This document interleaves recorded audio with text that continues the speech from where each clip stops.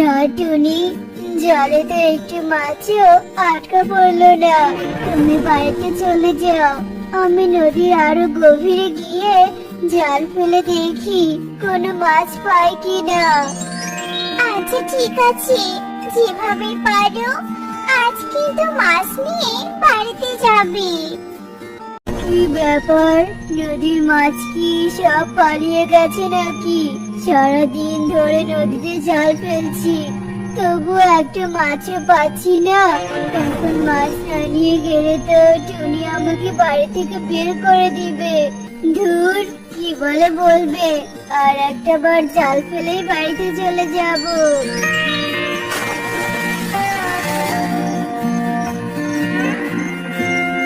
ভেবেছিলাম এবার বুঝে জালে মাছ ধরা পড়েছে, কিন্তু এখন তো দেখছি ব্যাঙ ধরা পড়েছে। এখন আমি ব্যাঙ দিয়ে কি করব? হে সৃষ্টিকর্তা, আমি কি এমন পাপ করেছি যে তুমি আমার জালে কোনো মাছ দিচ্ছ না? তোমার জালে আমি আটকা পড়ে খুব খুশি হয়েছি। তুমি আমাকে পেয়ে কাঁদছো? এ কি ব্যাঙ, তুমি আবার কথা বলতে পারো?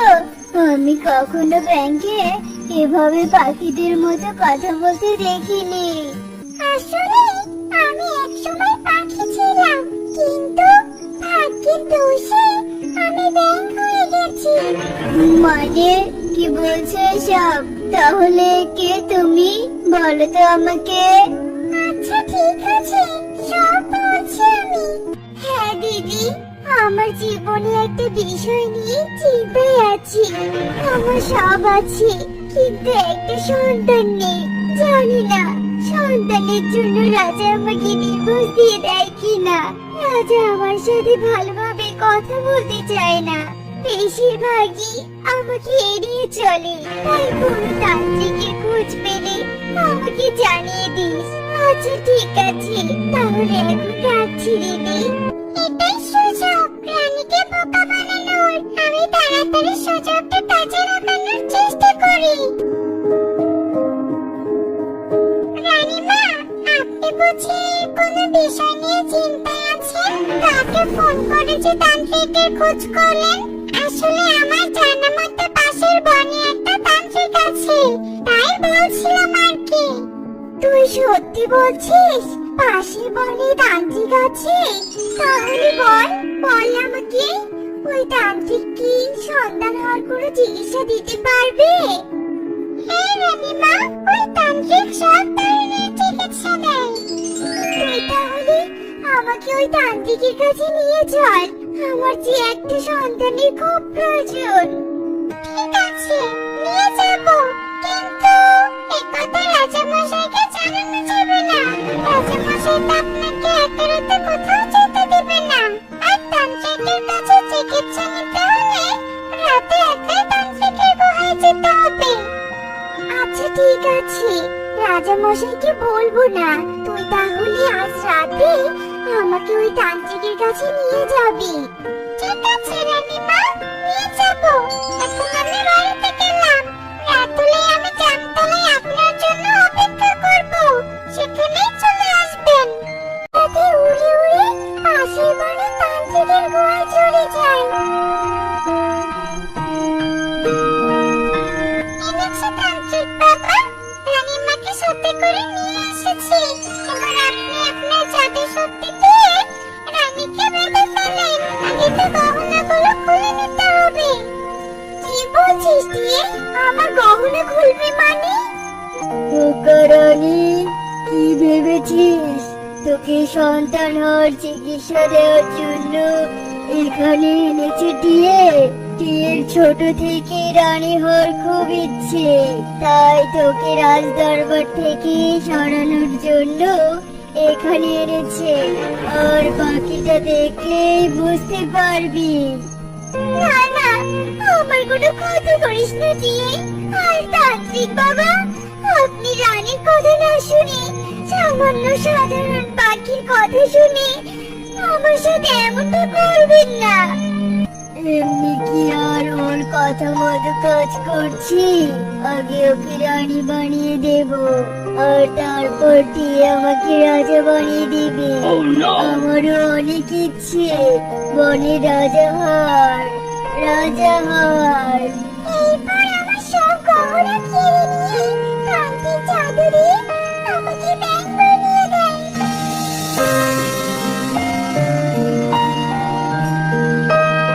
আর ঠিকই আমার রূপ দিয়ে দেয়।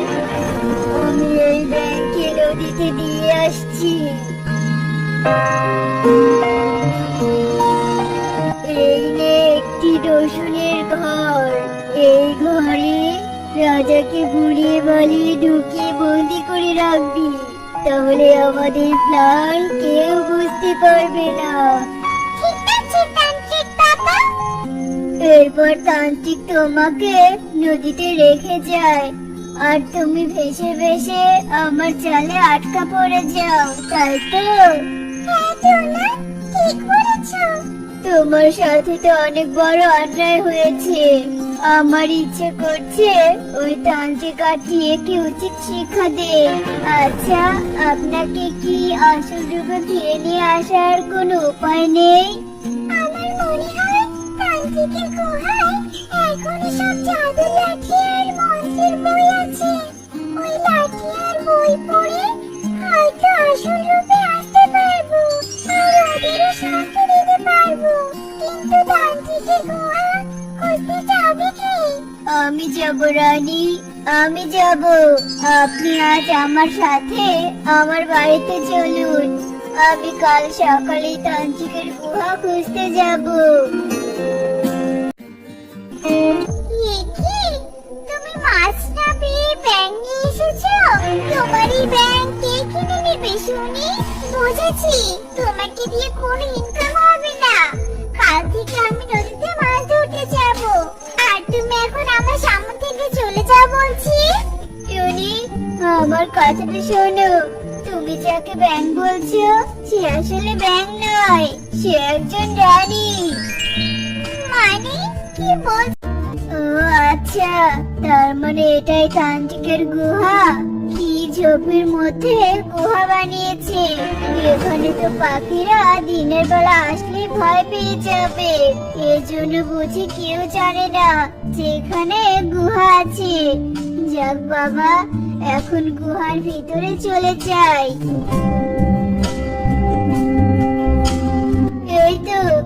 এই তো পেয়ে গেছি মন্ত্রের বই আর জাদুর লাঠি।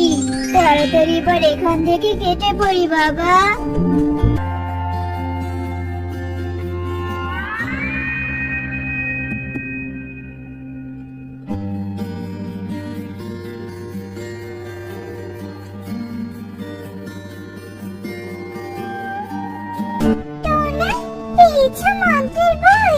হ্যাঁ রানী, পেয়েছি। এবার আমি বন্ধ করে আপনাকে আসল রূপে ফিরে আনার চেষ্টা করছি। অনেক ধন্যবাদ টোনা, তুমি আমার অনেক বড় উপকার করলে। এবার চলো, আমার সাথে চলো। রাত্রে গিয়ে ওই শয়তানদের উচিত শিক্ষা দেব।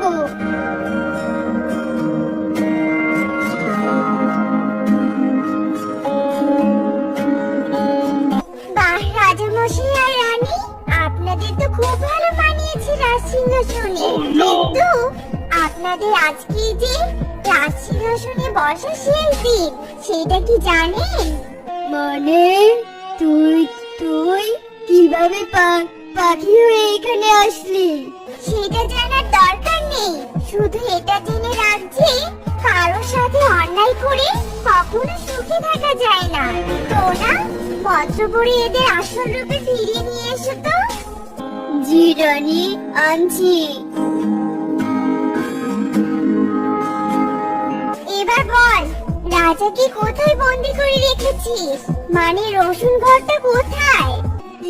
মানে রানী, রাজদরবারের পেছনে রসুন ঘরে রাজাকে বন্দি করে রেখেছি।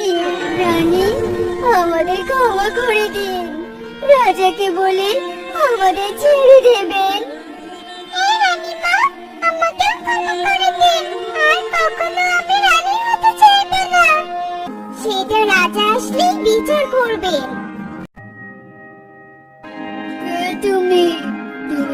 সঠিক না হয়েও জাদু জানো কিভাবে?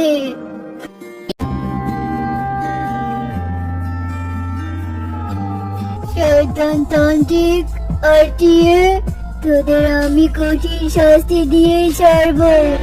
রানী, আমি তো ভেবেছিলাম তুমি আমার সাথে অন্যায় করেছো। আমি তোমাকে ভুল বুঝেছিলাম। আমাকে ক্ষমা করে দাও রানী, আমাকে ক্ষমা করে দাও। তুমি ক্ষমা চাইছো কেন? এই শয়তান পাখিরা যা করেছে, যদি তোমার জায়গায় আমি থাকি আমিও ভুল বুঝতাম। যারা আমাদের সাথে অন্যায় করেছে তাদের বিচার করো। রানী, তার বিচার তো করবই। শোনো, এদের দুজনকে ব্যাঙ বানিয়ে আমার পুকুরে রেখে এসো। এটাই হবে ওদের উচিত শিক্ষা। আর তোমরা এখন থেকে আমার রাজ্যেই থাকবে। ঠিক আছে রাজা মশাই।